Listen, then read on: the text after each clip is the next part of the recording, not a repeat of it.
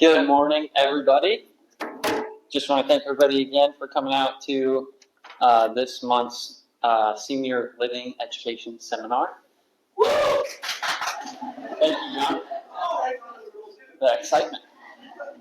So, just to recap what these seminars are about, so these are designed to help educate, empower, and equip older adults and their families as we navigate life's transitions.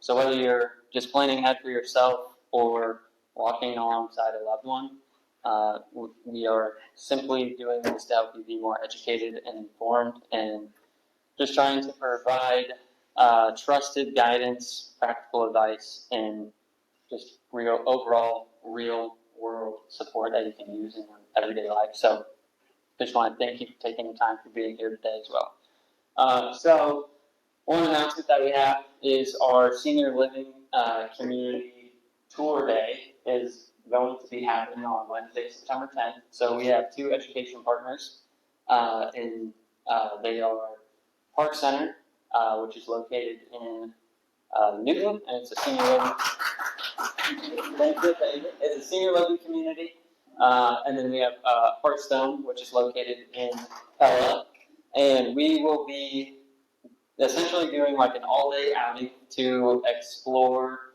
both of the senior living partners and their amenities and what they all offer. So, tentative schedule is we will be departing from the gathering place at 8:30 in the morning. So, if you want to arrive around 8:15, so we can be here on the bus, loaded up, leave at 8:30. And then we'll go to Park Center first. We'll have a light breakfast, and then we will tour the community and the amenities that they offer. And then from there, we're guessing it's going to take around an hour and a half-ish. And then we will go depart from Park Center, travel down to Hearthstone, have some type of a light lunch there, and then we'll tour that community as well and everything that they have to offer. So that's kind of what the day will look like. We will, our overall goal is basically to arrive back in Monroe by 4 p.m. at the latest.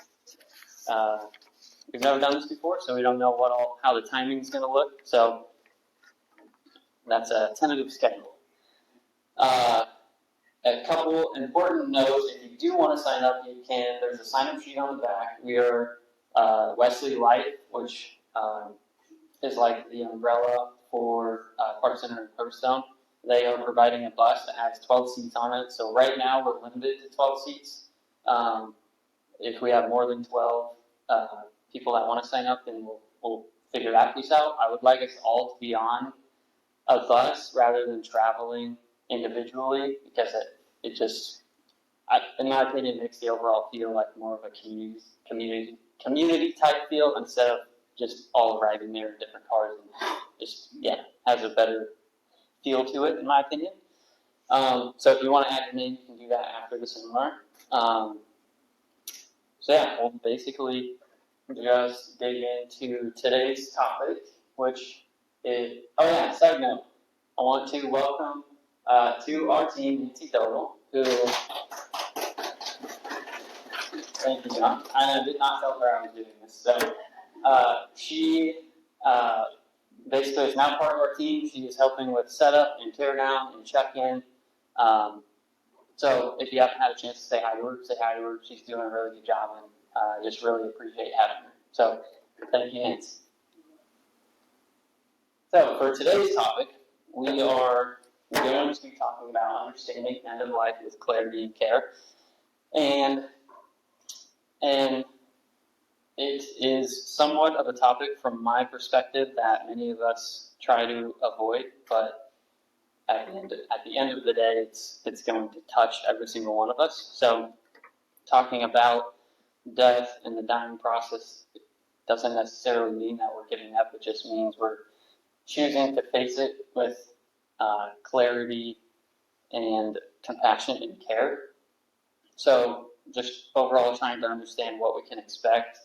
How can we be better prepared, not just practically, but emotionally and spiritually? So Yeah, with that, we'll just watch a short little clip. Are the only animals capable of contemplating their own mortality. And they've been doing that for thousands of years. And yet somehow, in the very recent past, we have lost the practical wisdom of what happens as people die. I think that that's a problem. And if you agree with me that it is a problem, then we have to work out what we're going to do about it. We can describe the process of ordinary human dying, and it's as much a process as the process of giving birth is. It has stages. We can recognize them. We can pace ourselves. We can work out where we are in it.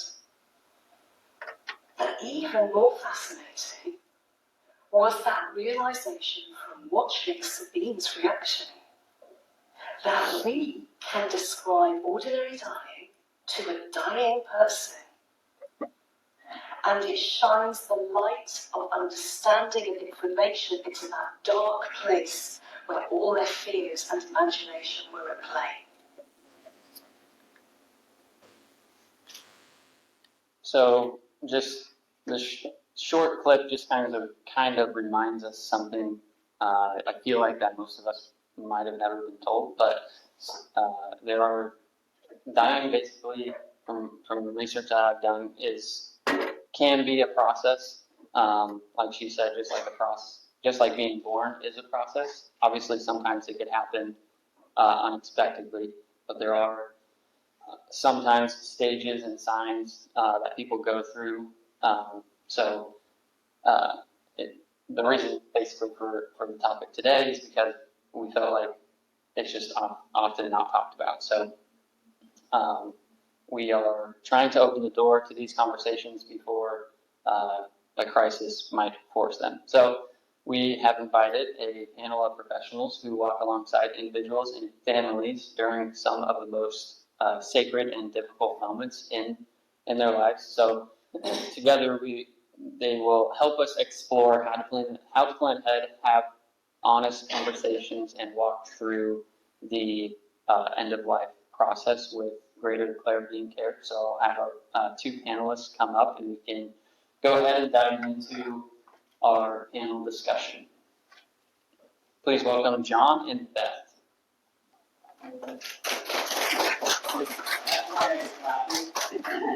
All about training and preconditioning. And I'll have Beth, I just want to start off, just give a brief introduction about who you are, what you do, and kind of why you do, why you guys do, and then I'll have John do the same. Well, good morning. Good morning. I'm Beth Loux. I currently am employed with Hospice of Pella.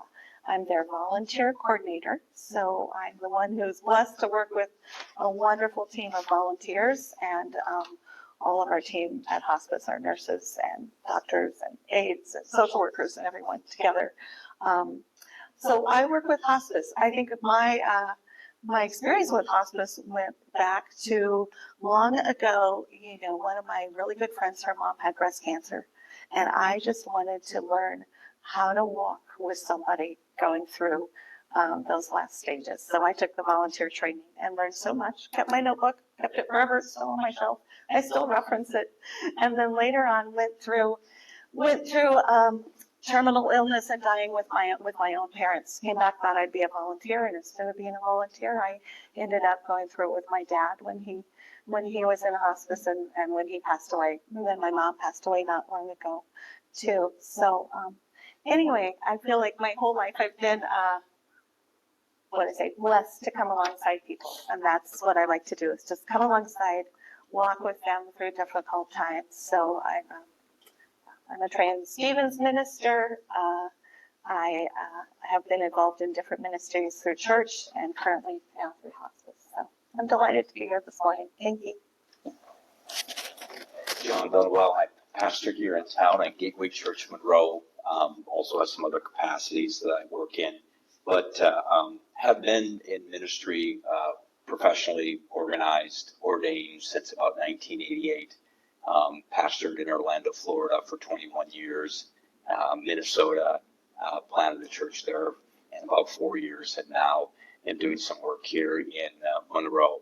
So obviously as a pastor, it's one of the things that you deal with. In fact, when I was a very young pastor at 24 years of age, part of what moved me from people patting me on the head and saying, great job, Pastor John, really was walking through that experience of death and grieving. And there's something that happens in life when you walk through that experience with something.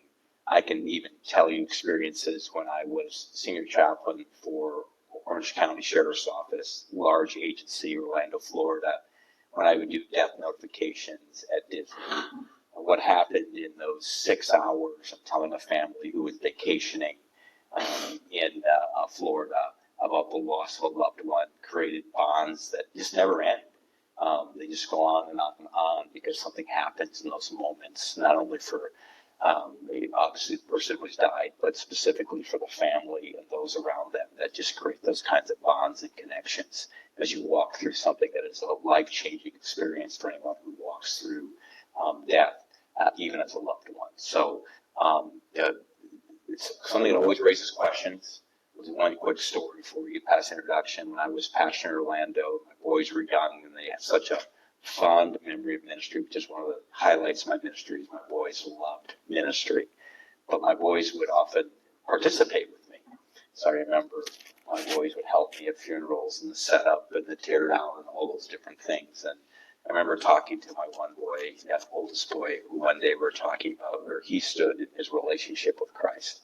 And he says, Daddy, I want to accept Jesus. I want to go inside that box. And he was, talking about that natural experience of observing death as a child. And so we had a great time to have a discussion about life and death and what was occurring there. So look forward to our discussion. Yep, definitely.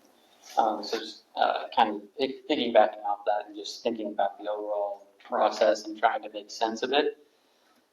Beth, when someone is nearing the end of life, what, from your perspective, what catches most people off guard emotionally, or just like logistically, whether it's the actual person that is dying or their family members or loved ones?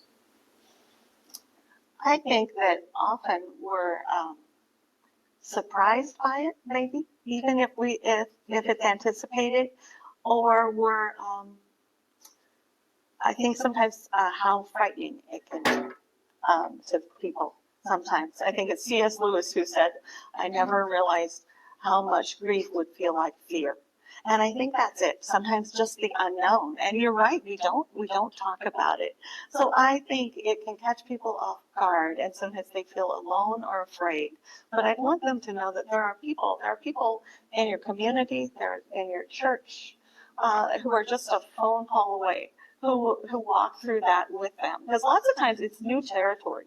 It's new territory. Maybe you haven't been the primary family member with someone who died. Maybe it's lots of times we haven't experienced anyone until it's our own parents, or maybe our own spouse, or sometimes even our own child. But just to know that there are people who would walk through that with you and talk about it. I think it's so important to just talk about it, discuss what you're thinking, what you're feeling, what you're contemplating. Yep. And just to kind of continue on that train of thought. So when the word hospice is brought up, in my opinion, I feel like it typically has somewhat of a negative connotation to it. Is there, just from your eyes, is there a way to help kind of reframe that term and like what hospice actually offers and what it is? Yes, I think there are a lot of misconceptions about hospice. But I want to say it gets a reaction. If I say I work with hospice, people are either like, why? or they have stories to tell. You can talk to a lot of people on airplanes if you say you work for hospice. Suddenly they have stories and experiences that it's just a blessing to hear. But hospice, I think, sometimes is associated with giving up. We think that, when everything is exhausted, then it's like you give up and you go to hospice for your last few days. That's not really what hospice is. Hospice is a choice. It's a choice of a type of care.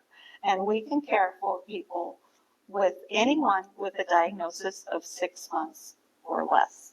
So, that's a lot longer than the last few days. And in fact, we can do so much to help you. When you first receive that diagnosis of 6 months or less, it could be, heart, cancer, multiple illnesses, but when you have that diagnosis and then you also choose that you're not going to focus on curative care anymore. So maybe the chemo treatments aren't effective anymore, or there aren't any other options or surgery or whatever to cure the disease. Then it's time to shift to comfort care. So your disease may not be curable anymore, but it's still certainly treatable. And we would, the mission statement of our organization is, we help people live with dying. And I think that's one thing people, they tend to think just about the death and not about the living. But it's possible to, be prepared for death while you're still planning for living. One thing that I think always surprises people is when you're admitted to hospice, we ask you what your goals are. And I think that catches people off guard, like, well, I have cancer and the doctor only gave me so long. What do you mean goals? But we want to know how do you want to live? And that kind of ties in with hope. Sometimes people think hospice is when there's no more hope. Well, there's always hope. Now, it's true, when you first get that diagnosis, the hope may be for a cure. You hope that the surgery can get it all. You hope that the treatments are effective. You hope for a cure. When it becomes evident that there's probably not going to be a total cure, then you hope for other things. You hope that you get to celebrate Christmas with your family, or you hope that you get to, attend this one event. Or sometimes if they're big things, you hope you can still keep working for a while. And hope transitions into smaller things, like you hope you can go to the state fair for one day, or you hope you can see that person you haven't seen for a long time. And then it becomes, you hope for a pain-free day. You hope that your breathing's better. You hope that small things. You hope for comfort, and of course, ultimately, we hope for eternal life. But there's always that thread of hope that just evolves and interweaves. So the other thing I think that sometimes catches people off guard is that the idea of hospice is that you've given up. You don't have any control. Well, hospice and how we help people live is we want the patients in control. We always say the patient's driving the bus. They are making the decisions, even to where they live, who's with them. My organization, we have the Comfort House. So we have a facility, and a lot of people think, oh, they went into hospice only when they go to the Comfort House. But actually, 3/4 of our patients are outside the Comfort House. And they may be in their own homes. They may be in a family member's home. They may be in a nursing home or assisted living. They might even be in the campground. I can think of, we've taken care of 2 or 3 patients who were in their campers at the lake, and we went and made their visits there. So you get to choose where you are and how you live each day and what you want to do. We can help make a lot of those big goals or small goals possible. So, yeah. Yep. So just kind of to transition to the folks that might have a loved one who they see their health is declining, and they want to, kind of start having the conversation and just opening the door to it. John, just for families who want to talk about end of life plans, but might have, no one really to talk to, or it might feel awkward, or they're kind of afraid. What's a general way to kind of begin that situation, or how do you, from a pastoral perspective, approach that? Yeah, absolutely. So I think one of the things to keep in mind, even from a spiritual sense, death can be scary. What is the shortest verse in the Bible? It's Jesus wept which was connected with the death of his good friend Lazarus. So I want you to understand, Jesus understands what life and death are all about. He knew that there was something beyond this life. Yet as he looked at what Lazarus and his family were going through, and he thought through the period of experience that we would go through with death, he realizes there's a pain associated with that. One Christian philosopher says life and death are interesting. As babies, we come into this world screaming because we want to stay inside the warmth of mom's womb as long as possible and get put out onto this harsh world. We spend 80, 90 years or whatever on this earth and get pretty comfortable once again. And we kind of exit the same way, trying to hang on to as much as possible. Because there is a sense of, as much as we have faith and hope, and we describe what heaven is like, we just haven't gone through it yet. So we don't really know what it's like. And so it's okay to have it. So anytime you're dealing with someone, you have to acknowledge that there can be some pain, there can be some fear that's associated with it. But avoiding the topic isn't necessarily the way to do it. You have to bring it up. And so, one of the things I highly encourage anyone that's my age or older, you start having conversations with your family. And it starts before even, planning your memorial service, before you're gone. I mean, have you had the conversation with your family? If you were unable to stay in your home, what would be your plan? One of the reasons, even if your goal was to stay in your home as long as possible and hopefully die in your home, you should have a plan B. But the point is, if you have a plan B and you've taken a tour and you kind of say, if I have to go someplace, I want to go to Park Center, and your family knows that, then when that happens and you feel like your life's out of control, they're actually enacting your wish. It's a whole big difference when all of a sudden you feel like someone's enacting their wish upon you. This is what we said. Part of the discussion starts with people who are not ill by even talking about, hey, I have a form here. I want to talk about your memorial service. And people get a chance to pick out the songs they would like, the scripture verses they would like. That opens the door to the conversation about other aspects of life and death. But as a pastor, when I walk in and someone is approaching death or appears to be approaching death, I'm just going to be very specific but gentle and watch their response and ask the question. Are there questions you have about this journey that you find yourself on, connected with, you're pretty ill? The last thing we want to do in life is withhold information. This is their life. This is their death.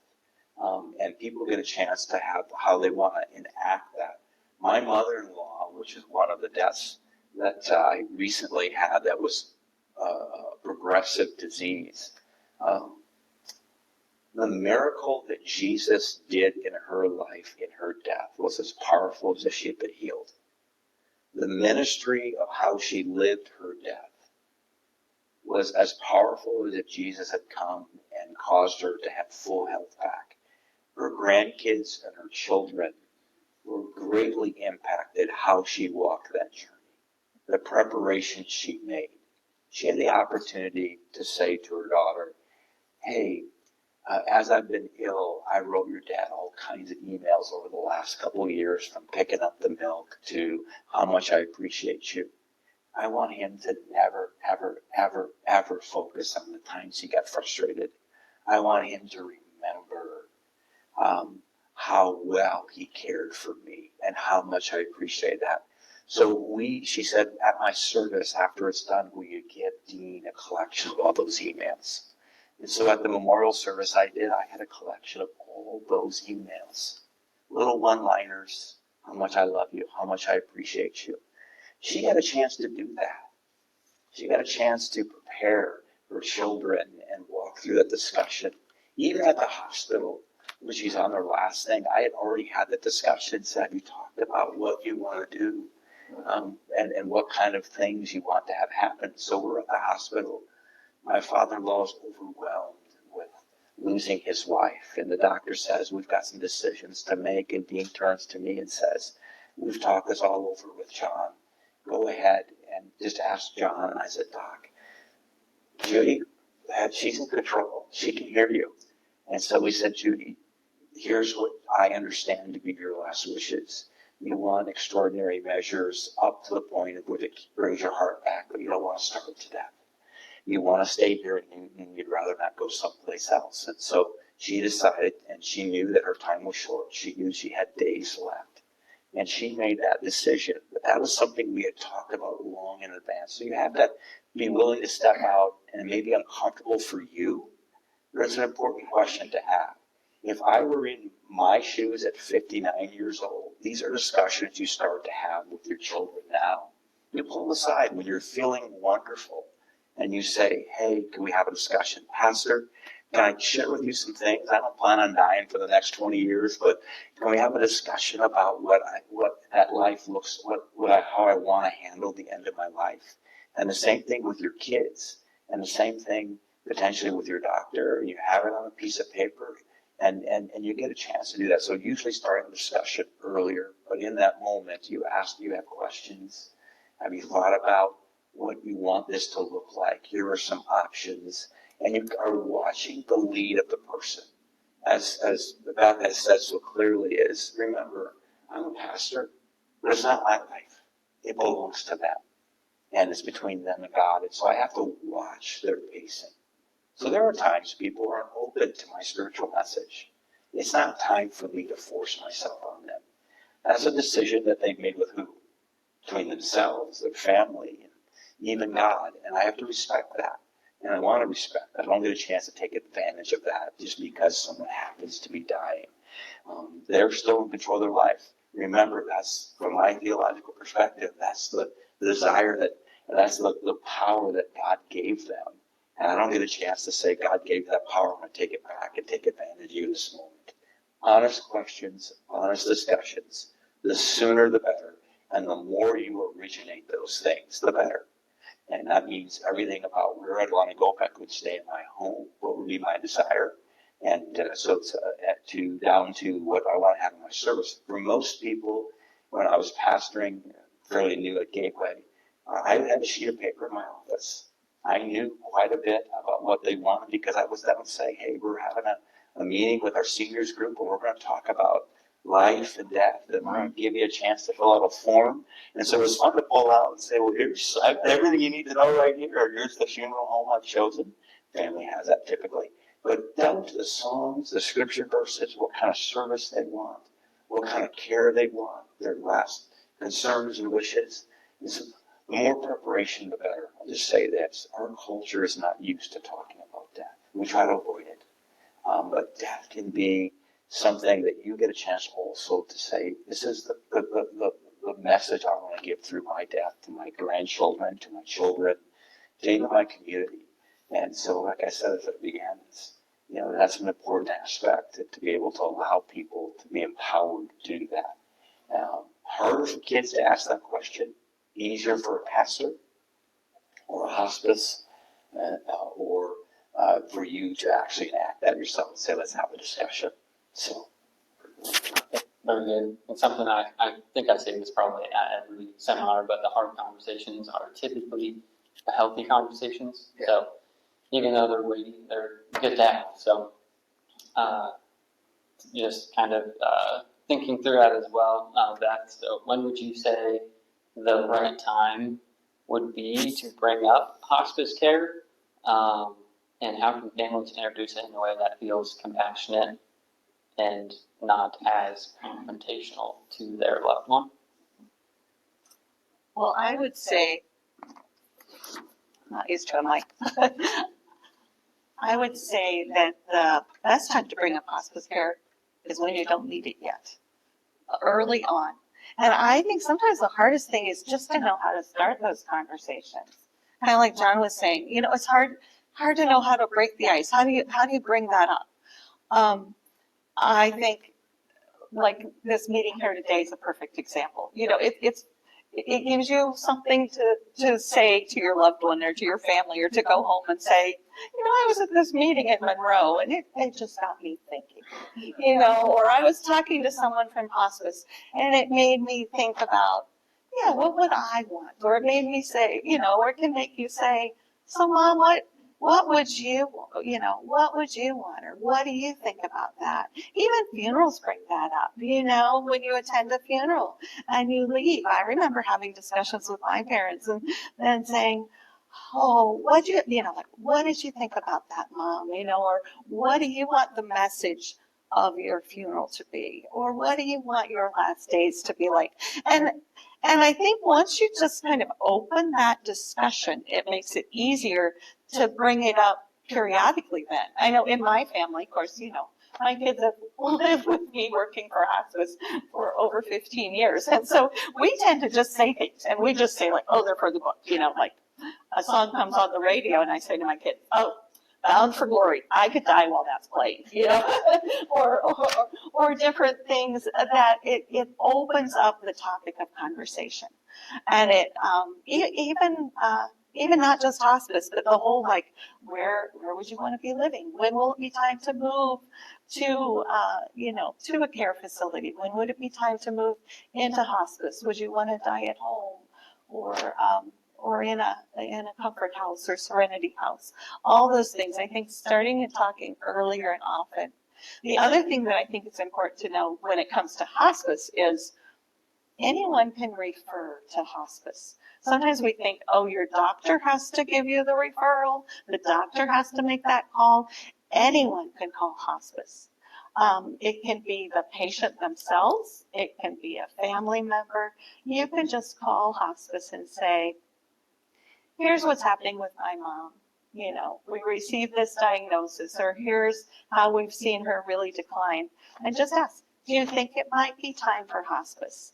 And we will just, there's no obligation, there's no sales pitch or anything. We will just answer your questions or come meet with you and talk to you about what the different options are or what might be appropriate at that time. So. So when you're just having those conversations with those families, I think there's obviously the heaviness that we kind of talked about, and there's a weight that families or loved ones carry. Obviously, you don't necessarily have to be related to them, but are there common patterns that you see from families or loved ones that people tend to avoid and or suppress? And if so, like, how do you go about having those conversations with them just to help them kind of work through that process, the grieving process, I guess? Yeah. So for me, Yeah. I think sometimes those conversations are hard to have. First of all, it's recognizing that it's not just the death. Sometimes I think we get so focused on the death that we overlook how significant all those little losses are along the way. And I think that's one thing that the people I work with through hospice, we try really hard to recognize. Nothing, what do I say? It should never be thought of as this is routine for us because it's a major life event for you. And we recognize that. And we recognize, like, I think back to my one little story, my own grandma. My grandma passed away back in the 80s. I was in college. It was before we even had a hospice in Pella. And she had pancreatic cancer. Lived in her little brick house on Main Street. And my grandpa and my parents had helped care for her there. And the time came when she needed to move to the hospital, So I remember the paramedics came to move her that day. And somehow that day was just almost a harder move than when she actually died. Because she knew, it wasn't about her house or anything, but she knew that she was entering the final stage. That when she left that house, that she would never return. And I just remember the sensitivity with which that was handled. I remember, she was wheeled out on the gurney and they were going to put her on the ambulance, and those men were wise enough to look at her and realize that this was hard. And so they said, Stella, should we just pause here a moment? And they were like, Harry, Stella, come here. We're gonna just, would it be okay? They asked permission. Would it be okay if we just pray here? And we prayed together. And that probably is I was present at her death, but that move was more memorable to me than anything. And then it was like, okay, she was ready to go again and go on to the hospital, and she died 4 days later. But I think just recognizing all the little things along the way that may be losses, the loss of independence, the loss of being able to do things for yourself, that all those are significant. So I think there's something to, I think we tend to suppress sometimes how hard things are. Also, I think sometimes in our, stoic Midwestern nature, we tend to just share like our decisions with our families, like I've decided I need to move to assisted living, or I decided it's time for hospice, instead of the where, or the why, or the how did you reach that decision. And I think asking those questions is really good. One example is, I think sometimes, like if someone can't sleep at night, that's a common question I will often ask people, like, well, how was your night? And when they say, oh, I was just up so many times, we tend to jump to, oh, well, I bet I could ask the nurse to give you something so you sleep better, right? We want to problem solve instead of asking, so what were you thinking about at 2 a.m.? Open those doors for conversation so people can share what they're thinking about and process it together with them. And just when you're kind of thinking about the final stages, John, how can those caregivers or loved ones offer comfort when someone is, has that fear of actually dying, and they're scared of it, or just about like what actually comes next after that? So remember, whether we're talking in the midst of someone dying or afterwards, someone sets the tone. We teach people how to grieve, and grieving happens long before death. All of us in this room are going through some aspects of grieving. Grieving is dealing with loss. So the loss of your health, the loss of freedom, the loss of driving, the loss of eyesight, the loss of independence. And by the way, that's why as we get older, sometimes we become a little more crotchety. It's because we're trying to hold on to things. We're trying to control. And we're realizing we're losing some of that. So hopefully the person that we've empowered to be able to kind of set the tone for what their final moments are going to be. But even if you're a caregiver, you're helping set the tone of that, death isn't always for everyone totally somber. There are moments of laughter, there are moments of joy, there are moments of celebration that happen even in the midst of death. But one of the things I want to share with you is never forget the power of just being present. I want you to imagine, so my good friend Danny Carpenter, who was a supervisor here, went to the hospital a month before he died, ended up at Newton Village in Newton. And then out of the blue, he asked me to become, he had no family really, he asked me to become his health surrogate and to care for him. And so I began that journey with him that last month. Well, the last 8 days of his life, as he was laboring and holding on, I didn't leave his side. I was with him 24 hours a day because I wanted to be present. Now, that's not always possible, but I just want you to make sure you know that your power of your presence, more than anything else. We did music. I prayed with him. I made sure I held his hand, just being with him as he was struggling with trying to hold on to life, and that was his choice, and fought and fought and fought until finally he went to be with the Lord. But never underestimate your presence. But also never underestimate the fact that it's what you have been doing, not what happens in that moment. And so sometimes you're not going to time it perfectly. And you're going to be taking a shower and your loved one dies in terms of that. But people put things in context. They know you were there. They know you were present. They know you were there. So when we're with people, we sing. It is all about who they are. And so a lot of what you're doing as a loved one or a pastor is you're basically reading into who they are, what they're all about, what they enjoyed. If they're a baseball player, you may have the baseball game on in the background. You're talking a little bit about the baseball game. they like worship music. But be present, visit, connect, talk, help them walk through that, explain to them what's going on always. Remember, we don't always know what people are cognizant of.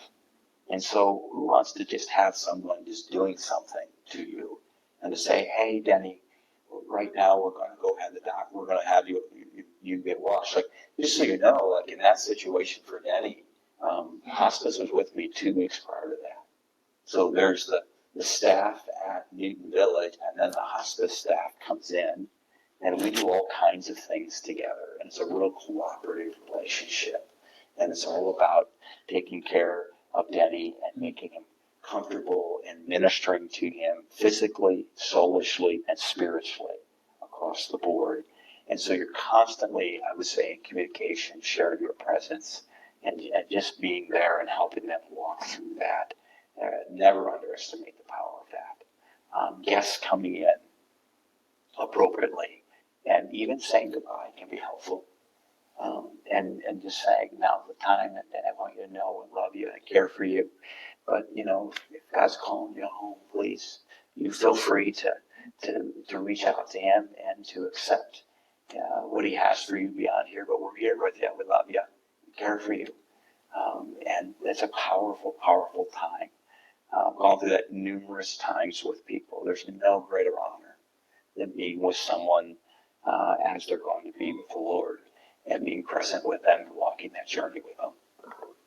And when you're in their presence, are there any spiritual questions that tend to come up from that person or their family or loved ones? Just questions, basically. You're really responding.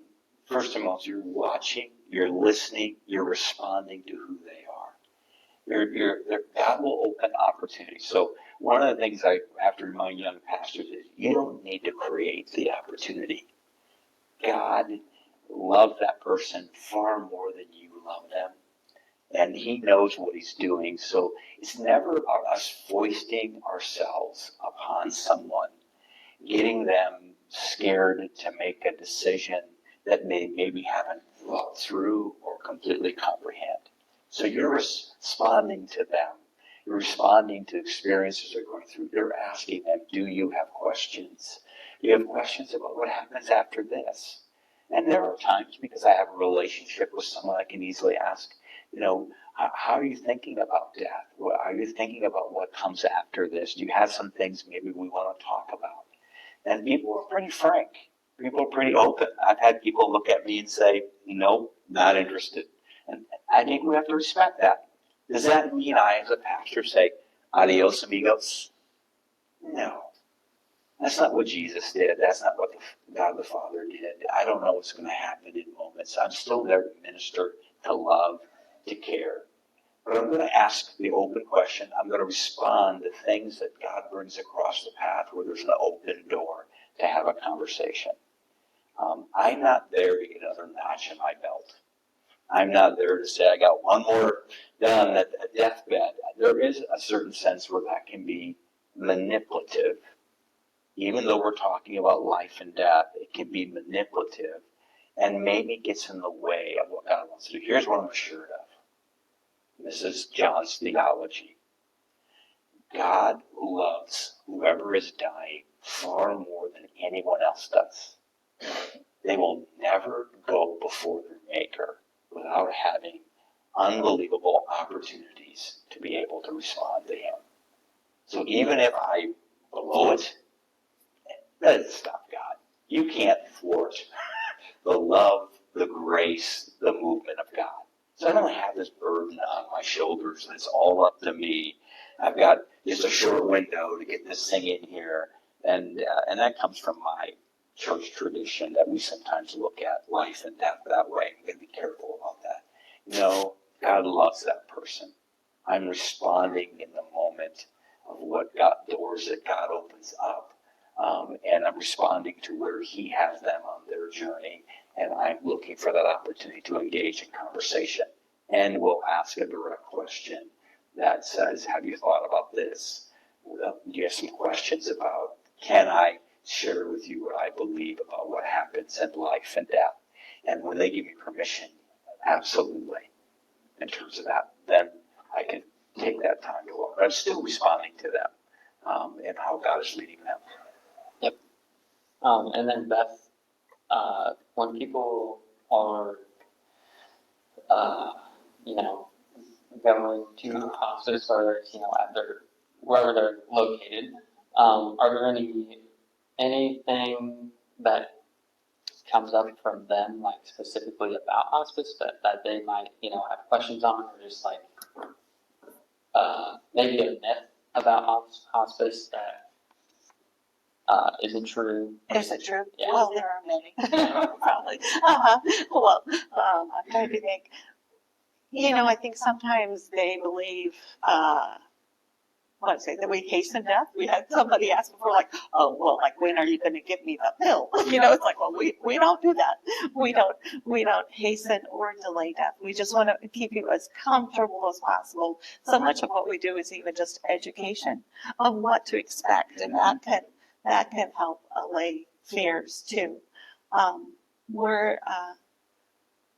I think sometimes there's a hesitation and a fear just because they feel like hospice represents death, and we don't want it to be that way. We want it to be seen as we are there for you, and we are there to walk you all the way home from those early stages. Would you say as well, sorry, Yeah. would you say as well, in my experience Yes. going through that, hospice comes in and the focus changes from trying to do everything possibly you can to, you know, do extraordinary measures Right. to extend. So one of the things that hospice does well is help families understand. So often someone who's very ill on a lot of medications, and one of the first things is some of those medications get removed because they're no longer necessary. They're not going to prolong life or shorten life. What happens is they all of a sudden look like they have oh wow, you know, they've been say the word drugged, and they are not completely in it. So all of a sudden they pop up, and the family can go, oh wow, they're recovering. And the reality is they're just having an experience of being off some medications, and it allows them to have more time with family, more time with those around them without being, in one sense, sedated. Right. Well, and sometimes those treatments that were aimed at curing have made them feel so miserable that when they go on hospice, they all of a sudden feel better. And they really do. They feel better. You know, we say 6 months or less. We've had many people live way beyond that. We've had people on hospice for a year before because they do better. And our thing is we want them to be comfortable. We want to keep them as comfortable as possible. And with them in charge, I will say, because even when like talking about medication, sometimes I think it's even phrased like, well, hospice did this, hospice removed that. It's like, well, we talk each thing through. Sometimes, like pain medication. Sometimes we have patients who will say, you know what, I would rather deal with a little pain when my son comes to visit this weekend so that I'm not so sleepy and can talk to him better. So we adjust that we help them with that. And then they might reach the point where, okay, we've said all we need to say, but this pain is more than I can handle. Let's up my whatever a little bit. But we work really hard to make them as comfortable as possible, to educate the family. There are some myths like, I'm thinking about like eating. You know, some people are like, oh, we're starving him to death. He's not eating. Don't we need a feeding tube? Don't we need something? And we always say like, they're not dying because they're not eating. They're not eating because they're dying. And they would die a more comfortable death if we let some of the body do its natural processes. You actually die more comfortably if you're somewhat dehydrated. If you give someone fluids at the very end, all that fluid will go around their lungs and their hearts and make it so much more uncomfortable for them. So a lot of it is just education that we want them to live as fully and then die as comfortably as possible. Did that answer your question? Yes, definitely. As I've been just learning about, aging really in general, there's stages to aging. So like right now, I'm in my late 20s, so I'm at the point where I'm basically trying to, you know, provide for my family and go there. But eventually, it's going to be. It comes to the thought of leaving a legacy and thinking about how other people are going to think of you when you pass away. So, John, what helps someone feel that sense of peace and that in leaving a legacy, you know, not just physically, but in their soul as they come to end of life, if that question makes sense. Yeah, and I think we've talked about the value of preparation, not just in terms of your estate, but in terms of how you want to live the last years of your life, what you want death to look like. One of the things I'd encourage you to do, and this is a little bit off topic, but in all my years of ministry and also worked as a financial advisor as well, wills are not the time to settle scores. And that's one of the hardest things I've ever had to deal with is they're dead and gone, and all of a sudden there's a surprise in those types of things. Settle those things ahead of time, which just means to say, I mean, I would tell people, even on the financial advisor, is meet with your family, talk about your estate. You don't need to talk about specifics, and you can say, by the way, it's mom and I's money, and we get to do what we want with it. Nobody's entitled to anything, but here's generally what's going to happen. X is going to go to here. X is going to go here, X percent is going to go here.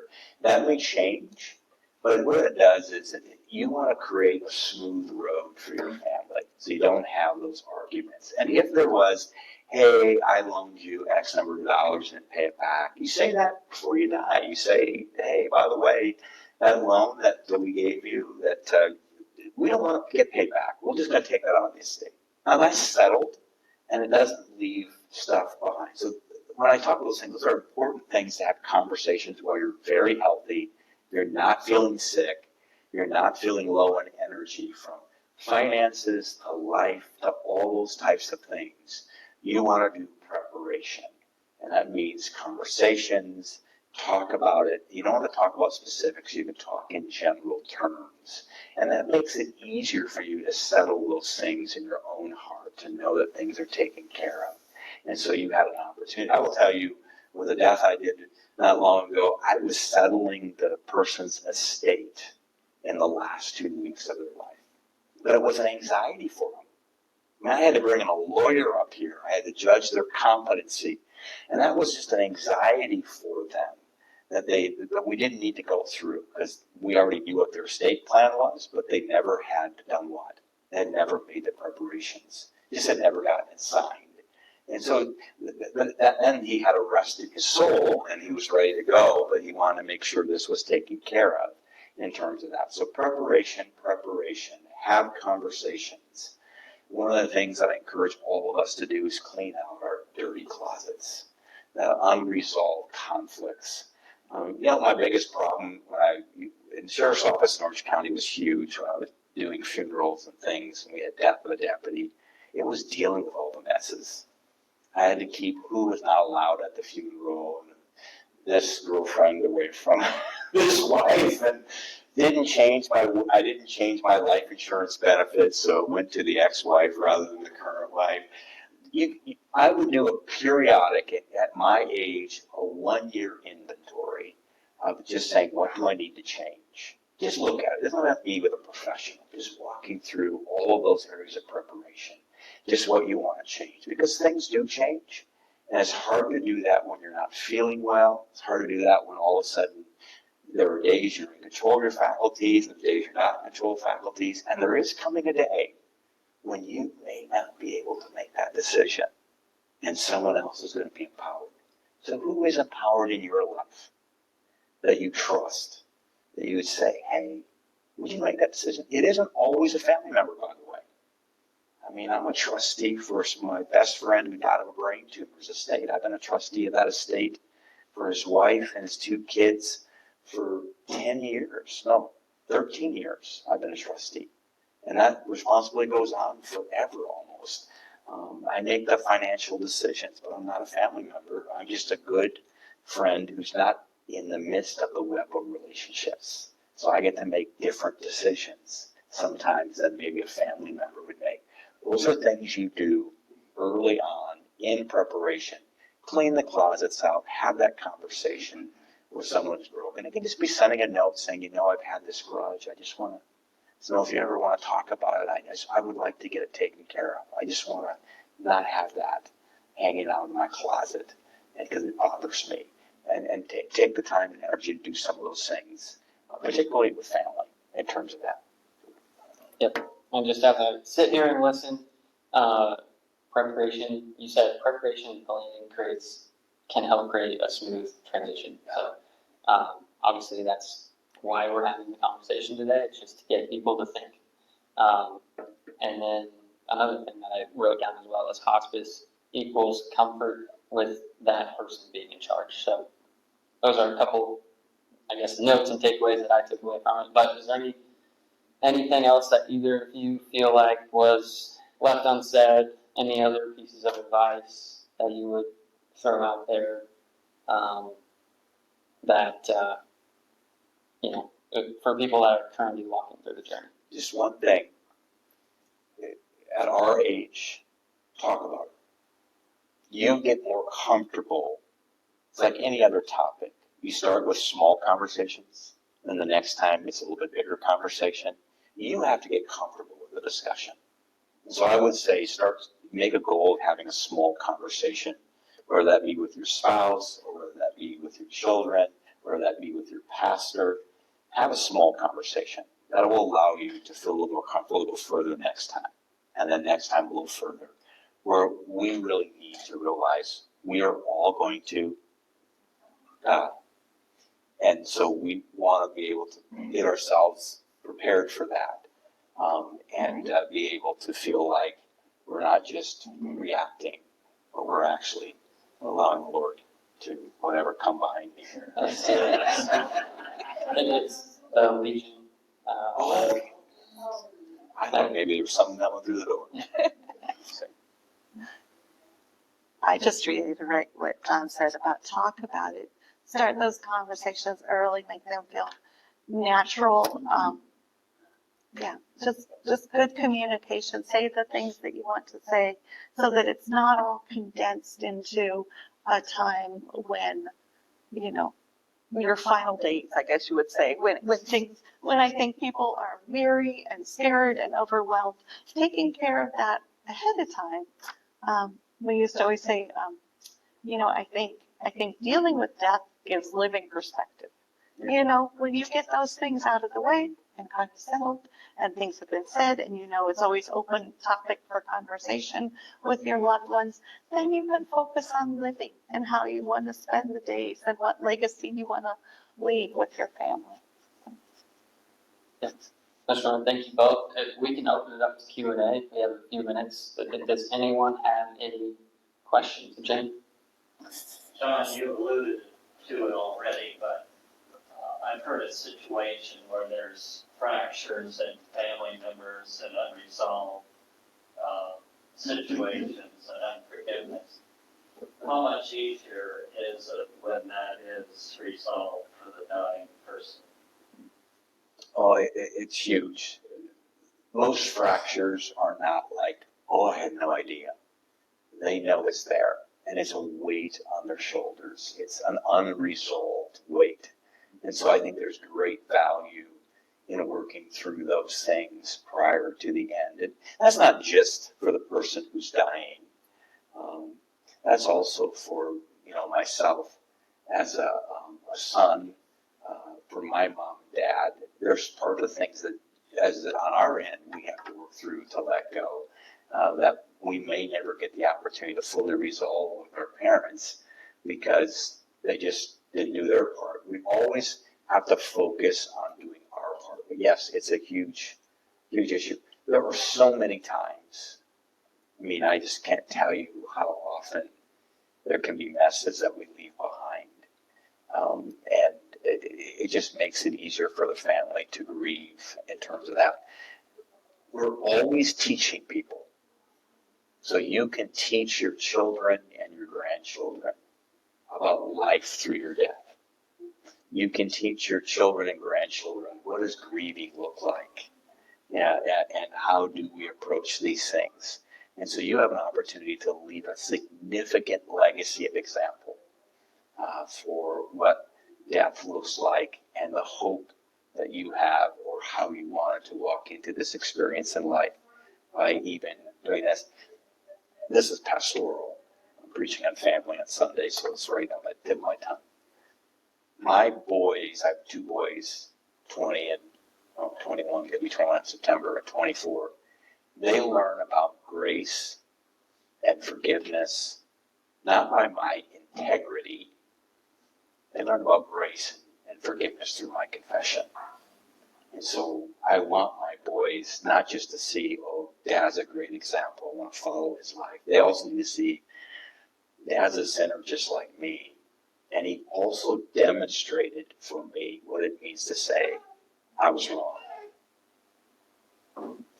Please forgive me. I'm sorry. And that's one of the greatest gifts you'll leave your kids, is the ability to say, yeah, you're right, that didn't go the way it is. And to be released from carrying that burden. Just a point. I think along that line too, I think it's important to not hesitate to go visit someone who is dying and say some of those things. I remember way back when my grandfather died. He died quite young, but my grandpa died of cancer. And how many people came to this 87-year-old man to tell him thank you? Some came and said, I'm sorry. I'm sorry I didn't appreciate you. And he had people who came and said, you hired me, 40 years ago, and thank you for what you've taught me. But don't hesitate to go to people and express, either ask for forgiveness or forgive them or say, thank you, how much they meant to you. Carolyn?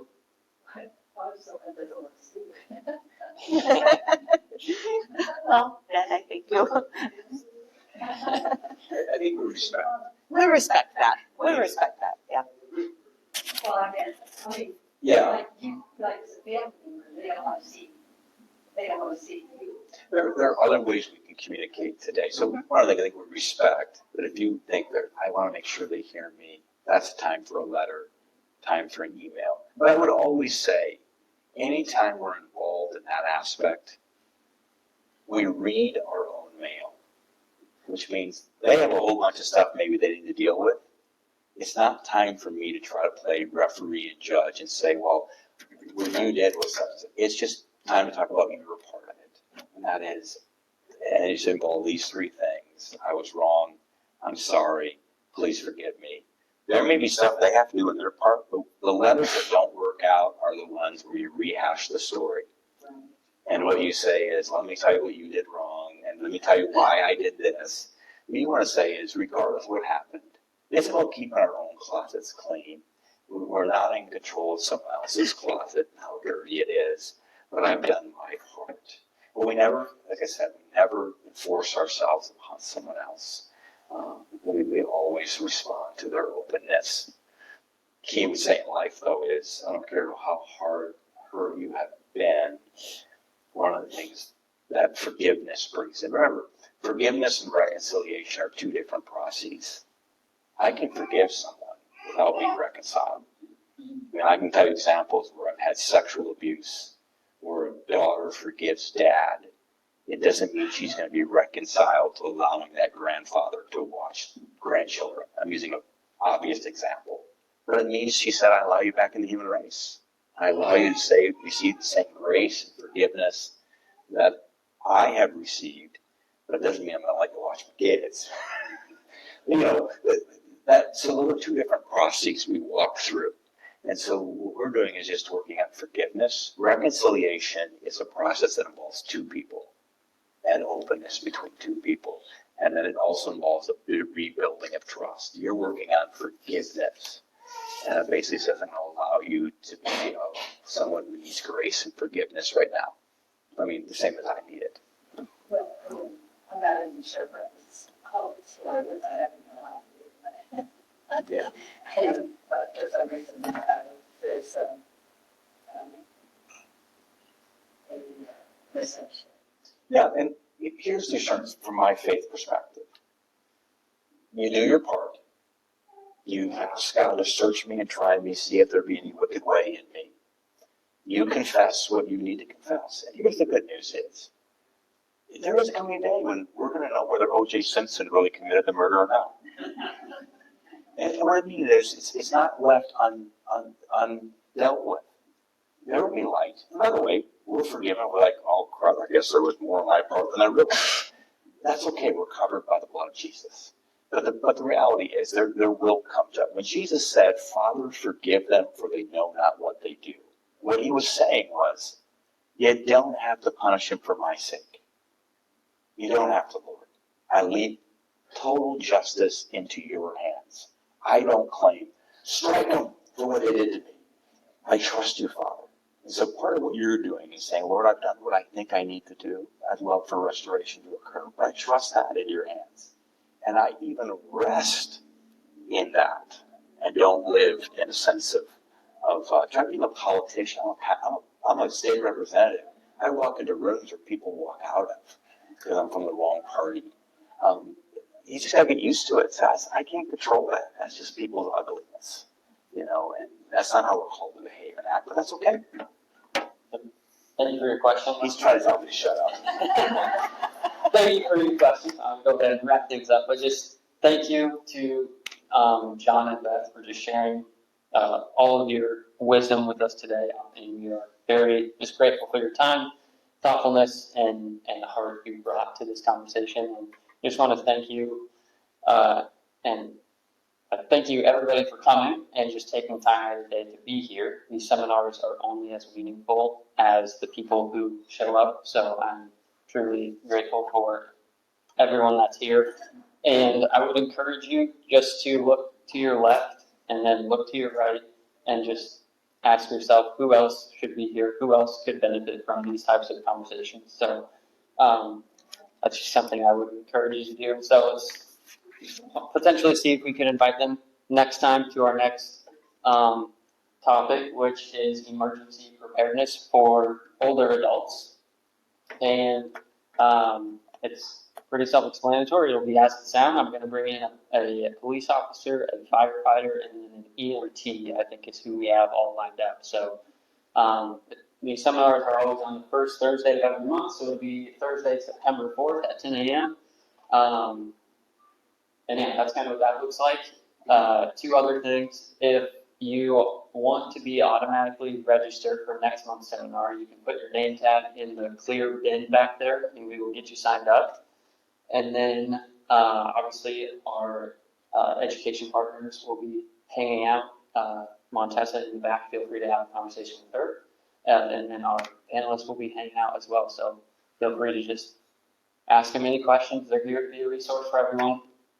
Last thing, if you want to sign up for the community tour, there's a sheet back there. So just start your name on there and we'll have you down for that. So thank you again for everybody coming.